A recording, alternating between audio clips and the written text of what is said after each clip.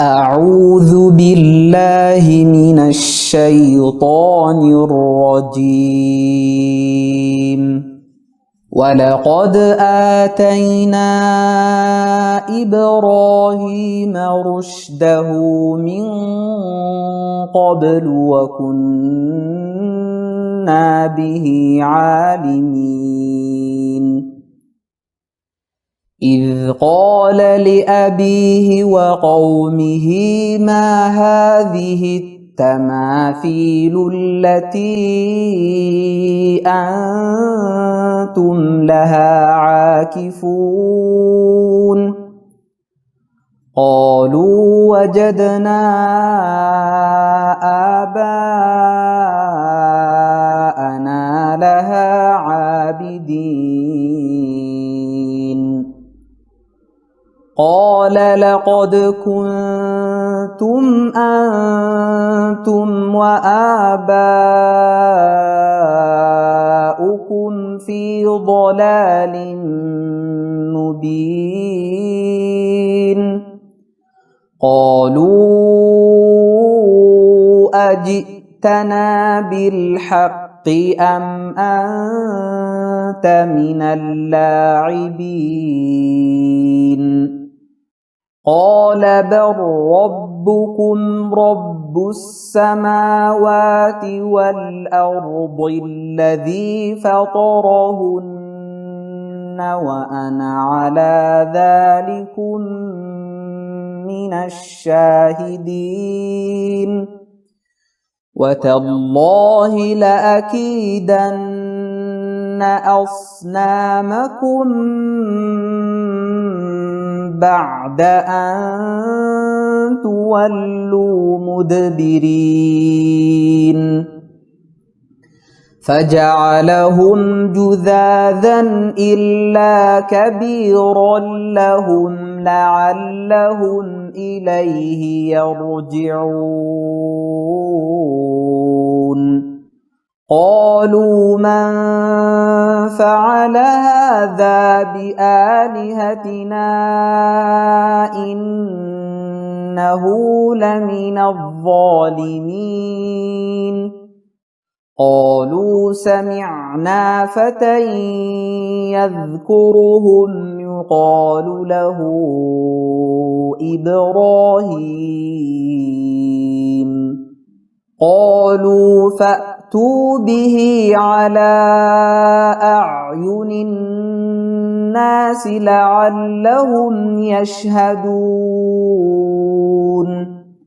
قالوا أأنت فعلت هذا بآلهتنا يا إبراهيم؟ قال بل فعله كبيرهم هذا فاسألوهم إن كانوا ينطقون. فرجعوا إلى أنفسهم فقالوا إنكم أنتم الظالمون. ثم نكسوا على رؤوسهم لقد علمت ما هؤلاء ينطقون.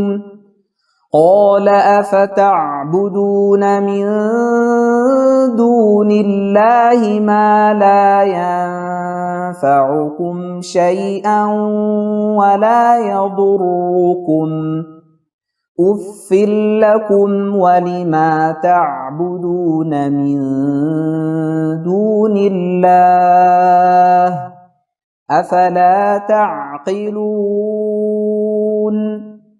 قالوا حرقوه وانصروا آلهتكم إن كنتم فاعلين.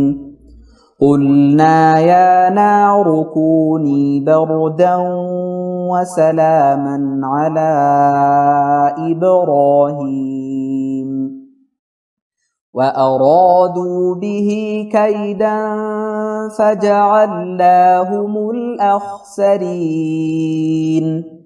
ونجيناه ولوطا إلى الأرض التي باركنا فيها للعالمين ووهبنا له إسحاق ويعقوب نافلة وكلا جعلنا صالحين